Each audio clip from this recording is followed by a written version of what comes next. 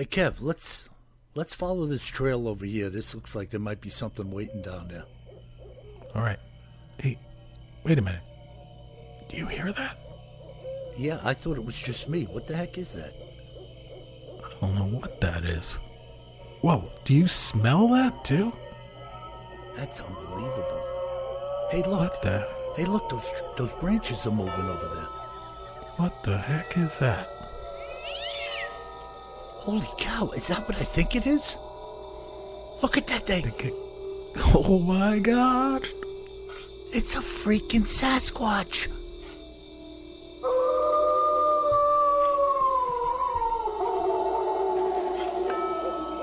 Welcome to the Bigfoot Terror in the Woods Sightings and Encounters podcast. I am your host, W.J. Sheehan, author of the series of books, Bigfoot Terror in the Woods Sightings and Encounters, 38 volumes available in paperback and audiobook format, Kindle and all the rest. So have at it, folks. And as I bring my brother in, Kev, how you doing today? My brother and co-host, KJ Sheehan. I'm doing great. A little rough on the entry there, but I think I'm going to let the cat out of the bag, Kev. Folks, you know, a lot of people have been talking to me through the years. Hey, WJ, how about some T-shirts, coffee mugs, and stuff? So, listen, my book lady and graphic artist, Casey Smith, and if any of you are interested in her services, she has a business name called Sugar Studios. And you actually see a link to her on the inside pages of my books. Excellent lady. She is working on our website right now over the next weeks to organize and have viable links on there to all of the books and audiobooks. So you can actually go there instead of hunting around on Amazon. They scatter everything all over their website when you put in a search for my books. And when this is all said and done, I'm going to begin having a few items for your interest on there. Some really nice stuff.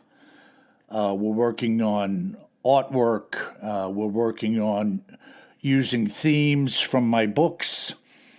And knowing Casey and myself, it's going to be cool, man. I heard, Bill, you were going to have a stuffed Bigfoot hand and a stuffed Bigfoot foot also. Is that true? That is not true. Oh. However, if we can find some nice cadavers, maybe we can modify some hands and feet. Well, that's something, you know, that's something to look forward to. Yeah, my friend Philip was a post-mortem surgeon, so I'm pretty sure he could help us out with that. And, of course, my brother's only kidding before you call the authorities on us. This is not the Recreation of Frankenstein podcast. Hey, why not? What's wrong with Frankenstein, man? We won't be digging up any graves. Yeah, no. So you got some cool stuff to look forward to down the road.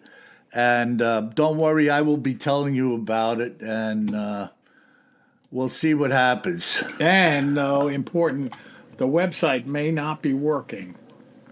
You know, if you go there this week, I know I went there last week to post the podcast, and it wasn't working because she has it under construction. So hang in there. We'll get it back soon, and it'll be better than ever.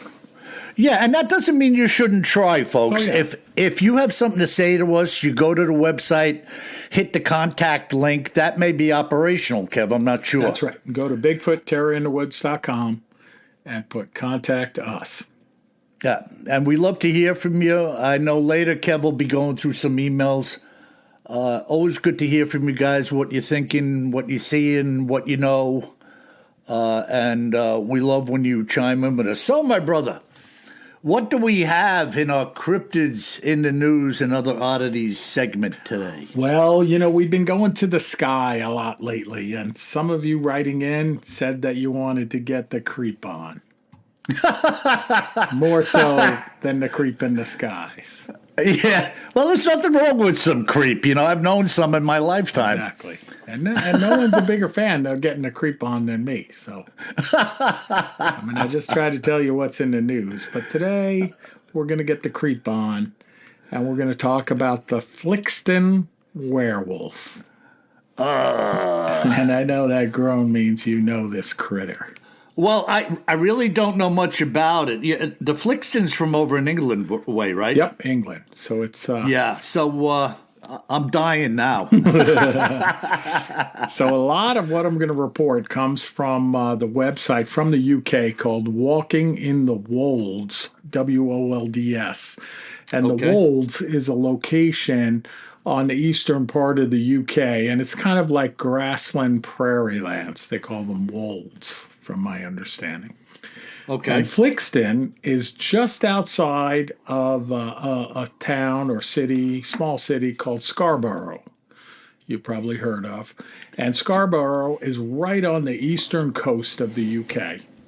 Okay. And it looks to be, probably an hour car ride east of York, the old Roman city of York, which I've been to many times, which is super cool if you ever get to go there.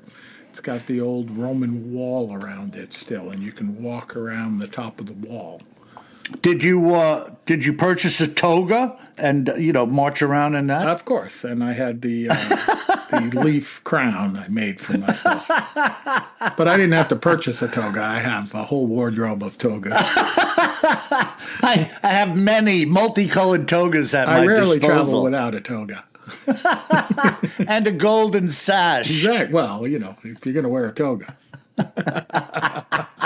And some hand-woven sandals. But anyway, so Flixton is just outside of Scarborough. It's on the east coast of the UK, east of the city of York. And it's just on the edge of a big national park called North York Moors National Park. Mm-hmm. And the moors are like a lowland, sometimes can be a little marshy. But, if you've ever seen, and I know you haven't, Bill, but a lot of our listeners have seen the famous movie from the 80s, An American Werewolf in London, that takes place on the moors. Yes, and the famous old black and white with Basil Rathbone and Nigel Bruce, Sherlock Holmes, The Hound of the Baskervilles. That was all supposedly in the moors. In the moors. So, in American Werewolf in London, they say, stay on the road. When the two kids stumble into the bar called the Slaughtered Lamb.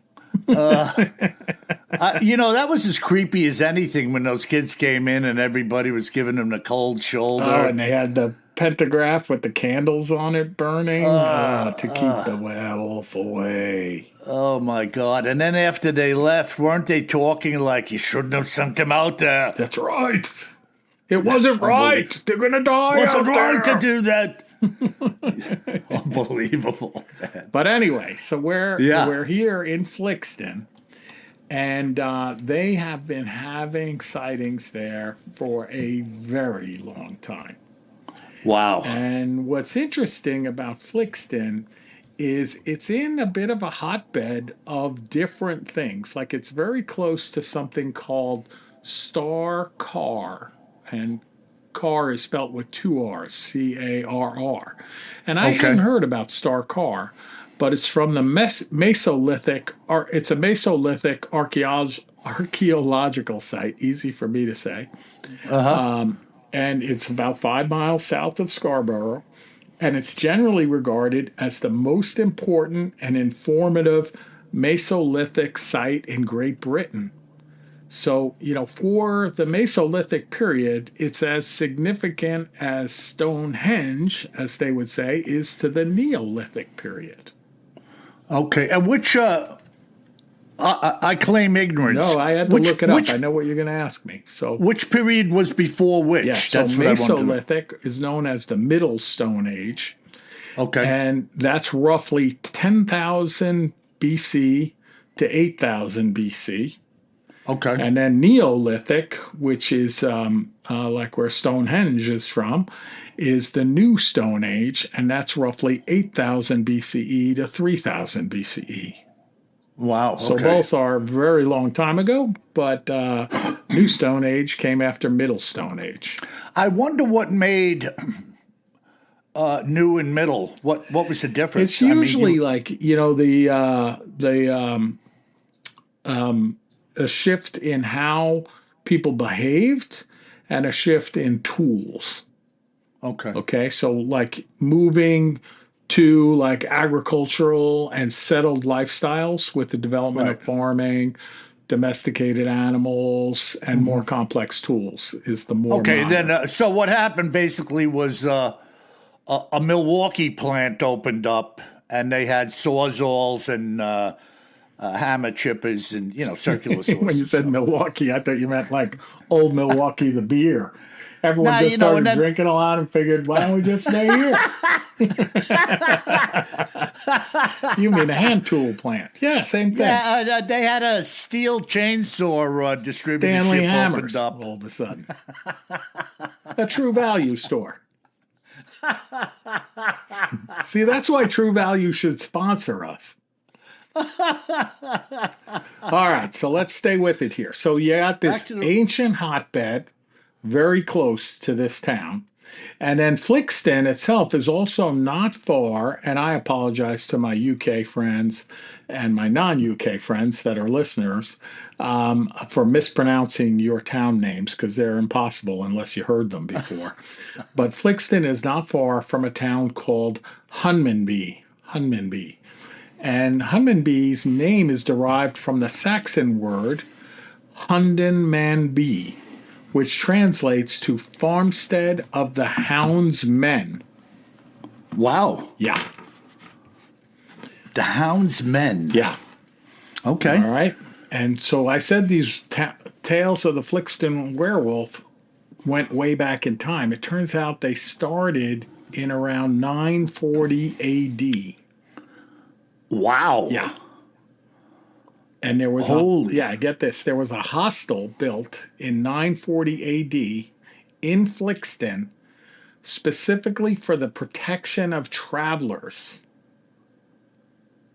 That is crazy. Exactly. Now, of course, you have to say protection from what? Well, we're going to get there.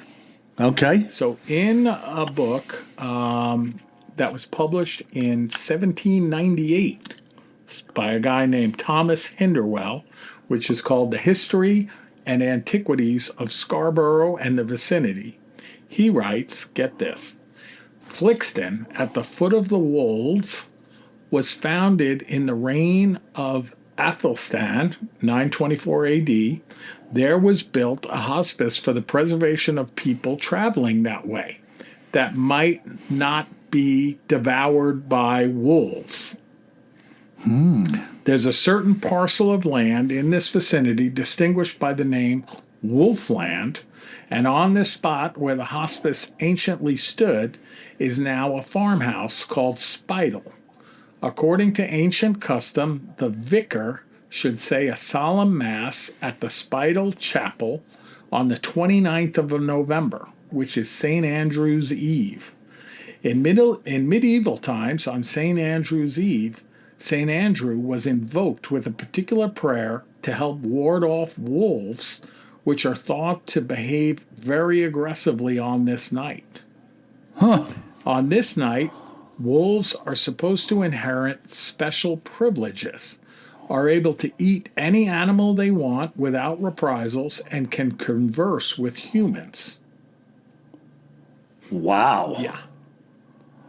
That is bizarre, man. Yeah. It gets better. Okay. So after this first early report of a werewolf, which said that it attacked sheep and local people as well as travelers, reports then stopped.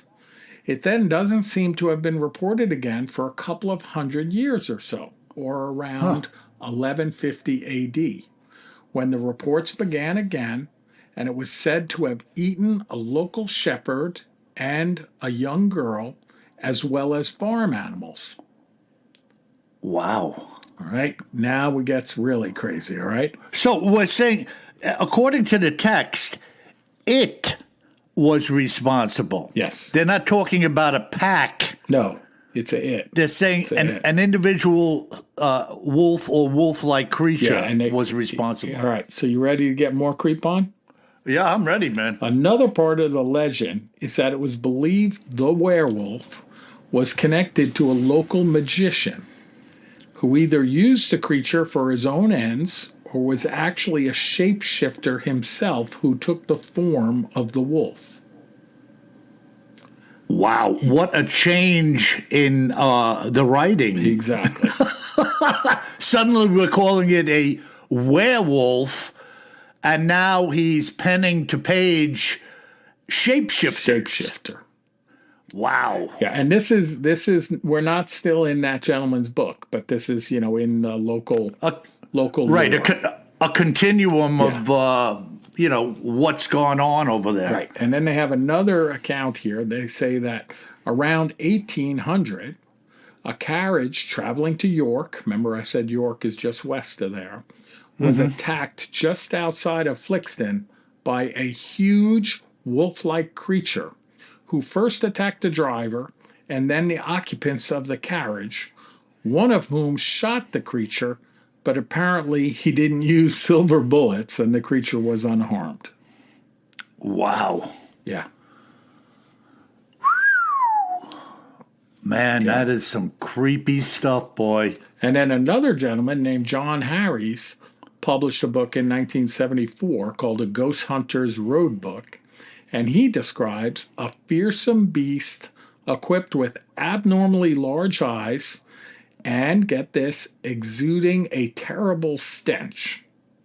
And the animal is supposed to attack nocturnal wayfarers with its tail, which is almost as long as its body. And get ready, the eyes are crimson red. Wow. And Kev, so we're left with a terrible stench. Yep. But let me say this. Anybody who's been around open sulfur, that has that rotten... In fact, that's what they put in a natural gas now so you can smell a leak, But if you get a lot of sulfur coming out, that stuff stinks. Yep. It reeks. And sulfur, or the smell of sulfur, is always associated with the demonic. Yeah. And we hear that a lot in many Bigfoot accounts, and you know how I feel about the Bigfoot, two different things going on there. And other times there are close encounters and whatnot where no stench is even... So look, either Bigfoot stink because they got bad hygiene or whatever, they can't get wet, or they're like, you don't walk up by a squirrel or a raccoon and say, oh, that thing stinks. Nope. The deer around me don't stink. Right. So they're able to cleanse whatever they do to keep from being rancid. No, and I've been around some big bears, and you don't smell them. Right, unless they're whatever. Maybe they got some, poops stuck to their fur from the last... But I've seen that, and I didn't smell them. Like they don't stink. And you think about what they eat, right? Yeah. Plants, berries, things like that. It wouldn't really be a stinky... Salmon. Don't forget the salmon. Salmon, yeah. So if you got this salmon book, around. this book by John Harries, he also tells of a wizard with dark powers to shapeshift that roams the area of Flixton. Wow. Yeah. Wow, that is creepy, man. And get this, we have some accounts from the early 1970s that include a spate of sightings that were reported throughout the area. And the most interesting of these was a report of a commercial vehicle being attacked by a large, dog-like, two-legged animal that tried to break the front windshield to get to the driver. There you go, man. The typical dog man, bipedal, gigantic, probably 7 feet tall. Yep. Muscular, long, spindly arms, claws. This has been Red heard eyes. for a long. Yeah. Yeah, this has been heard for a long time, man. And let me take you back for a minute to Skinwalker and the surrounding area in that Uinta Basin. Those rangers over there, who they were talking to, who were well familiar with the area, you may recall they fessed up. Oh, well, they didn't fess up. They were just talking conversationally that there was a tremendous amount of witchcraft and the demonic still being practiced in that area. Absolutely. So if you stay at that long enough and hard enough, who knows what has invitation to come in there. You invite something, man, it's coming in. You open the front door and say, come on in, something's walking in. 100%. And if you're practicing that, this wizard, this other guy, the shapeshifter, I mean, who knows what these people are delving into. And, the evil one is more than willing to accommodate you. Yep. Wow. So I told you we were going to get a creep on. And we did. That is creepy, Kev. So and listen, stay on the road. Yeah, oh my God. Stay on the road. Welcome to the slaughtered lamb. Now, folks, occasionally I like to go back because I love some of these accounts so much. We did this one quite a while ago, Kev, but man alive. Well, I'm going to do this one and see if I have time for the other one, which is very short. Another incredible encounter. Now, Henry Jackson had initially contacted me with a very unusual story regarding the disappearance of his mother's dog in western Pennsylvania. Now, this is what Henry had to say. I believe that in hindsight, Bill, he said, I believe that hindsight is 20/20, Bill. So what must have happened on that rainy autumn night had actually started many weeks earlier. My parents owned a house in a relatively rural area of western PA. They had inherited the house from my father's parents, who had recently passed. Back in the day, it had been a fairly good-sized dairy farm with 3 large outbuildings and plenty of grass. It was originally on 175 acres, but that had been reduced to about 20 as bits and pieces were sold off over the years. The house itself had 9 large rooms and had been built in the style of a southern plantation home. There hadn't been any dairy farming going on there in many, many years. But it was a beautiful home with a large wraparound porch that ran across the front of the house and partway down the 2 sides. My mother insisted on living alone on the farm after my father had passed away. Initially, I had considered moving there with my wife, but my wife was not in favor of the idea. In order to keep the peace, my wife and I stayed in our current home, which was about 8 miles away from there. In the spring of 1981, my mother had started to make somewhat regular calls about a prowler lurking around her house. On some occasions, someone apparently, according to her, was even attempting to turn the doorknob. Prior to my father's passing, no such happenings were ever mentioned there, nor had anything of the sort occurred while I was growing up there. I had run over there at all times of the day and night to check things out for her, but I was never able to find anything unusual. I responded to her calls on at least 20 different occasions over a period of only a few months, and she, realizing that this was becoming a burden to me, had started to call the local police instead. At some point, I spoke to the police about her, and one of the officers suggested that maybe she shouldn't be living alone there anymore. I was in total agreement, but in spite of the events, my mother would have none of it. The calls kept coming. So in late August, I told my mom that I was going to get her a dog. Now, my mom was in her late 70s. She liked animals, but she didn't feel like she could walk it properly or take care of it. So I suggested that we could have a trainer work with the dog so that she could let it out alone. All she would have to do is open the door, let it out, and then let it back in again later. After much prodding, she agreed to my proposal, so we bought a beautiful German Shepherd from a local breeder, and she had named him Freddie. After this, the nature of the calls changed. Instead of saying that she saw or heard something, the call would always report that the dog was going crazy and barking at a window, or scratching at the door while trying to get out of the house. And this went on for a couple of months.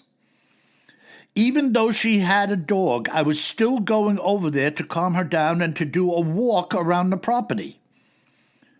I told her to let the dog out if she heard something, and he would scare whatever it was off. But she would have no part of it. She thought he might get hurt. On one of the nights that I got a call, it was raining quite hard outside, and yet again she said that something was walking on the porch and Freddie was going ballistic. When I arrived and walked up to the door in the usual way, I noticed wet, muddy prints going around the porch. They ran up and down the entire length of the porch, but they didn't have enough shape in the dampness to be identifiable. I went in the house and asked my mother if she or the dog had been outside. She said she let Freddie out prior to sunset, but she had watched him go out, do his business, and then called him right back in. Now, I didn't tell her what I had just seen. Hold on for a second, folks. Okay. But this entire ordeal had just taken a turn for the worse. There really had been something or someone on her deck that night. And knowing that, how could I possibly leave her alone? I told her she would either have to let Freddie out if she heard something or she would have to move, saying that we got this dog for her protection and that she had to let him do his job. About a week had gone by. She hadn't called once, so I stopped by to see how she was doing. She told me she wasn't going to call and bother me anymore, and I told her that she had to call if she felt like she was in danger. This entire situation had gone from bad to worse, and I was beside myself. Once again, I insisted she had to let the dog out the next time anything happened.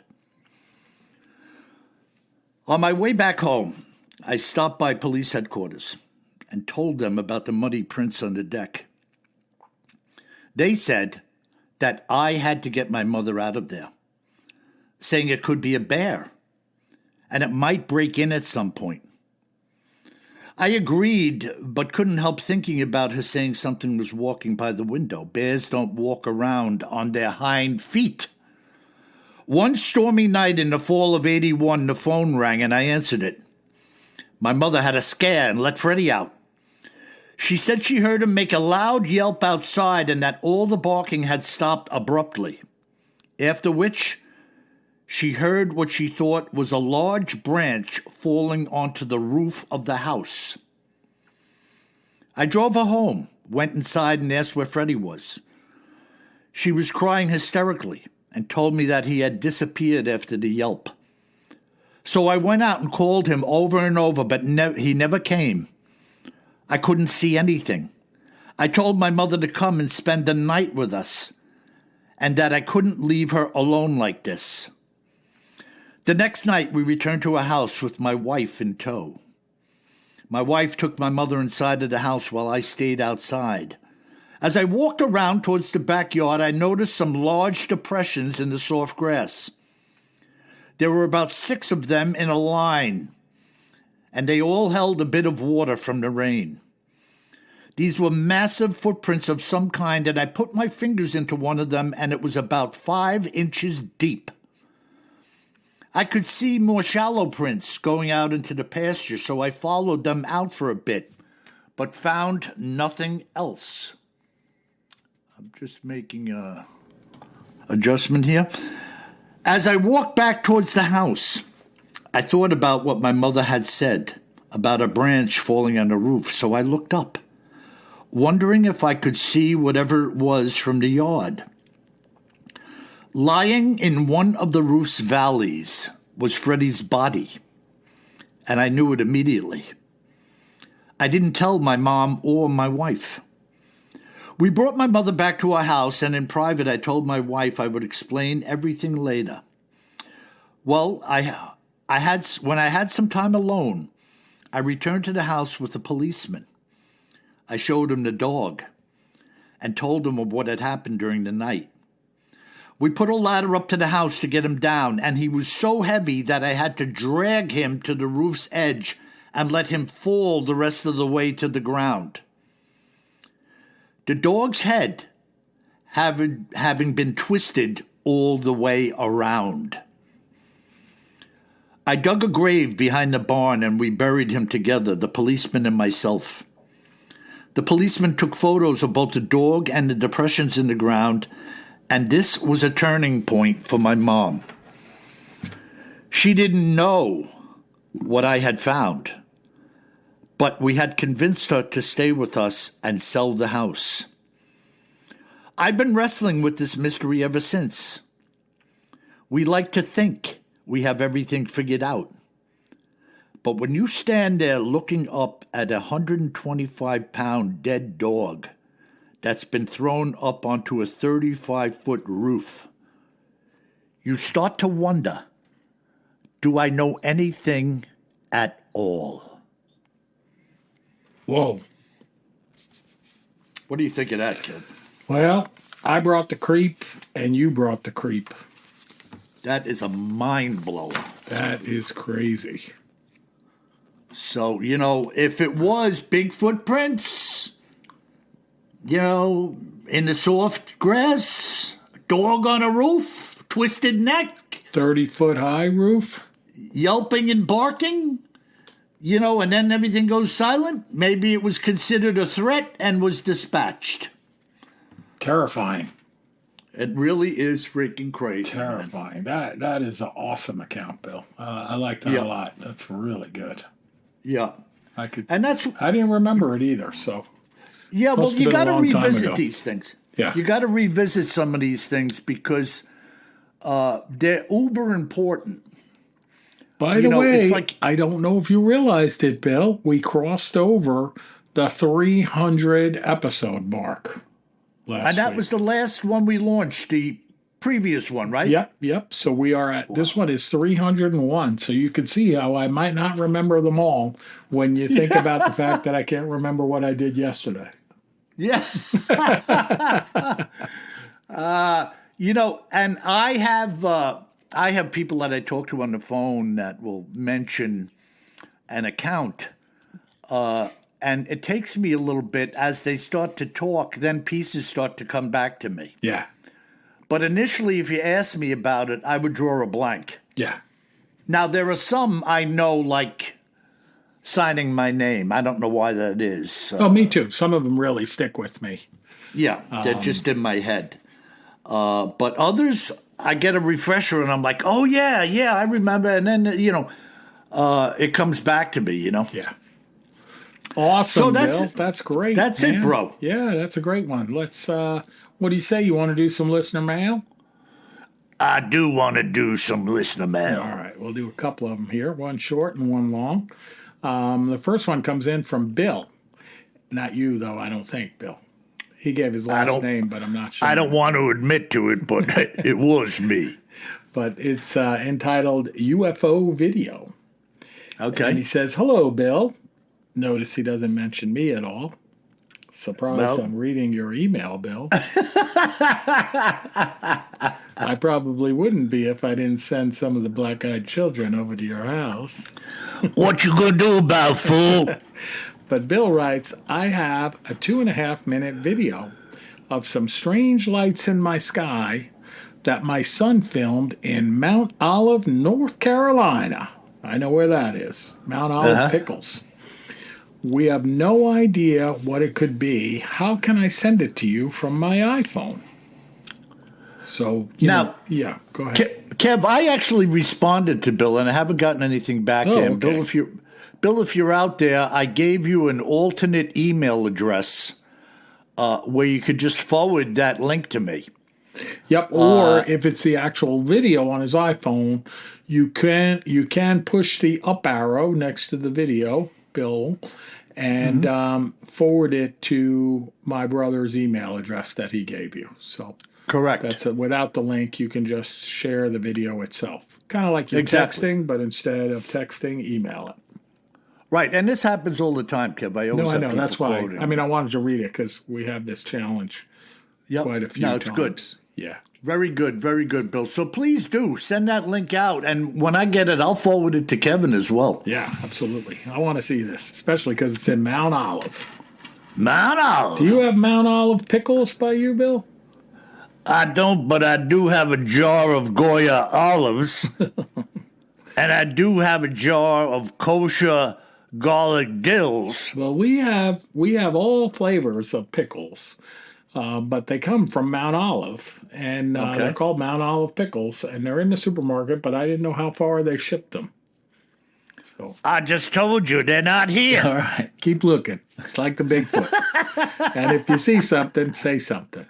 I'll tell you. All right, our next email comes in from D, just the letter D. And it says, Bill and Kevin. Very good, D.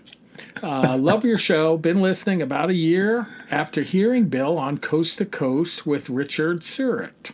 I've been living in the Riding Mountain area of Manitoba, Canada, for the last 16 years or so. And I've never heard anyone talk about Bigfoot or anything else unusual in the area.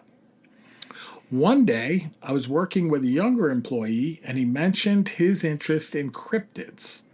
Eventually, the conversation made its way to Bigfoot, and he started telling me about Bigfoot sightings in Riding Mountain National Park, which is right there. Yep. And he said, despite my living in this area for 16 plus years and spending a lot of time in the unlimited bush that we have around here, I've never heard these stories. So after talking to this coworker, I started poking around and found the Bigfoot story I'm going to tell you about below. Only a week or so later, I was talking to a client, and he told me he and his wife like to go skidooing or snowmobiling at Blue Lake in the Riding Mountain National Park. So out of curiosity, I asked him if he'd ever seen anything unusual out there. He looked at me confused, and I explained I had heard stories of Bigfoot in the park. He suddenly got really serious and said, that makes sense, and started to tell me a story about how he and his wife had headed out in the morning on a skidoo trail, and when they returned later that day, large boulders were blocking the same trail that had been clear earlier. How about that? Yeah. Although he thought it was unusual at the time, he didn't think that much about it. But now it all made sense to him. Yeah. Although I've never seen any sign of a Bigfoot myself, I guess I'll have to keep my eyes open because there's a good chance he may have seen me. Keep up the great work, guys. Love the show. Kev, really interesting. Now, of course, we don't know how many large boulders, what was the weight of them. Yep. But if you were a human being, just try to create a blockage or a diversionary wall of some kind, you'd probably just spend a little time scouring around and make like a beaver dam brush pile. I was going to say I'd put a couple of logs across there. Yeah, anything. Just to I make wouldn't it, be moving boulders. No. Anything to make it inconvenient for you to just pass through, But 100%. boulders. Picking up boulders and moving them around as a prank? No. Yeah, not me, man. Not me either. No. And think about it. I don't know what the woods is like up there. By the way, before I forget, Bill, right, Kev? Yep. Or was that D? D. Sorry, it's D. Okay. You're tricking me. Listen, you might really enjoy the Canadian regional book. Everything in there is organized by Canadian province, and you are going to see and read all of the accounts I have coming out of Canada. So if you're a Canadian and you're listening, it's a good idea for you to go out and get the Bigfoot Terror in the Woods Sightings and Encounters Canadian regional book, and or the audio book is also out there, so you can listen to it or read it. But getting back to the rocks, who knows if there were even boulders nearby the trail to just heft up and drop, you know? Yep. If they had to be moved like sacks of cement, I don't think you'd be wanting to do that too much. No way. You know, it seems like a lot of work to put in for a meager outcome. Like, who's going over there? I mean, you know. Wow, that is incredible, huh, Kev? 100%. That's a really, really interesting story. And well, why don't you tell the folks how they can get in touch with us again if they want to? Yeah, so, again, go to our website, BigfootTerrorInTheWoods.com, and if you have some problems because it's under construction, just keep coming back and checking. And go to the Contact Us link, and that'll launch an email to us, and we read every email, not necessarily on the air, but we do read them all. And right. And a lot of those emails lead to accounts that I'll talk to in Cryptids in the News and other oddities, and I love getting those ideas. And some of those, if you have a detailed account, could end up in one of Bill's books or listened to or heard about on the podcast. Yeah, no, it's awesome. And remember, great job too, Kev, by the way, with that Flixton werewolf. Awesome. Yeah, creepy you may hear some audio of Flixton Werewolf if you stay with this podcast to the very end. An original recording. Hello, this is Bill from the BBC. Today we have an original recording of the Flixton Werewolf from Yorkshire. And by the way, folks, if you should be walking through the moors, wandering around parklands in Canada, or anywhere else for that matter, you best remember one thing, my friends. Always carry more gun than you think you're going to need. Sleep tight.